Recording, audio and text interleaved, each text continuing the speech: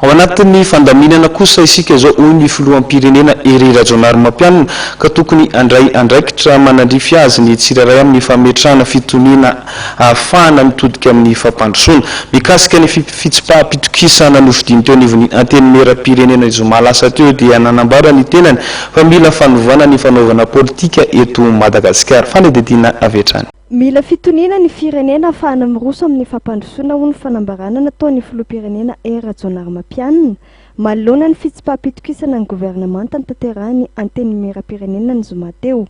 Notsahivana fa ao anatin'ny fampihavana-pirenena no ahafahana miroso amin'ny tena fampandrosoana. Mila ovaina ho izy ny fomba fanaovana politika eto amin'ny firenena. Misy ataoko hoe sosikevitra izay voaraiko tamina antoko n'olona maro samihafa ary milaza hoe tahaka izao zany mangatana eo anatin'izany pacte de stabilité ozy no andikany le pacte de responsabilité. Rehefa jereko ny voalaza ao anatin'izany nanoratra taty antso ny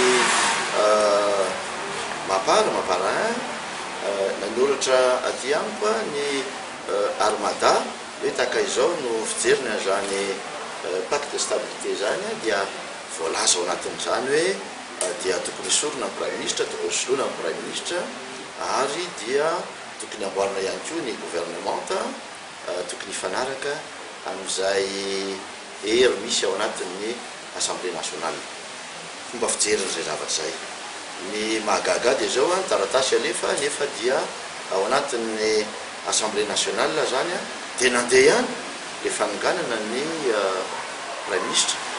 Zao le izy tsy naomby le izy dia inona zany no atao, inona zany nataon'ireo olona zay mangataka ny anoloanan'ny prime ministre ary dia nampiasa le procédure zay heveriny fa ananany dia natao le izy tafapetraka amin'ny prime ministre dia eo ndray zany tsika ao anatin'ny zavatra misy hoe mivavy zany le crise sa tsy mivaly izy. Eo nge le efa mametraka foana le teneniko tamin'ny 9 jona.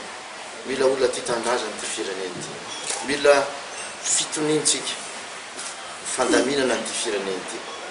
Voatsela no milaza an'izany seho le izy nefa ao anatin'ny fandaminantsika amin'izao fotoana izao dia misy zany zavatra. Efa nanome baiko ny filoham-pirenena amin'ny tokony hamahana ny olana ny armady izay nambarany fa mampikatso ny toekarena.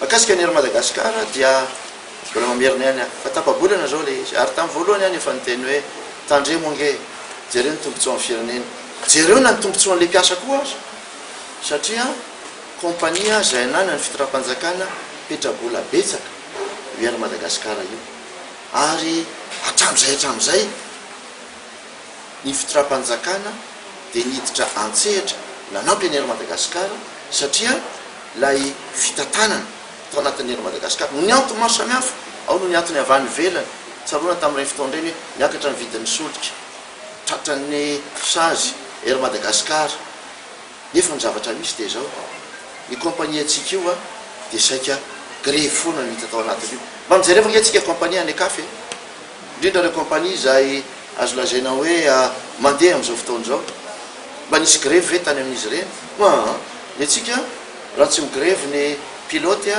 dia migreve ireo mpiasa eny amin'ny seranana, migreve ny mpiasa aty amin'ny brao dia vao miarina kely mety adiavana hevitra anarenana azy le kompania dia ny ao anatiny ihany no misitona azy midina tahaka an'ireny. Raha efa niteny tamin'ny mpiasa tsy mipiasa rehetra fa mipiasa tandremo fa so mandora amin'ny tsilany ianareo.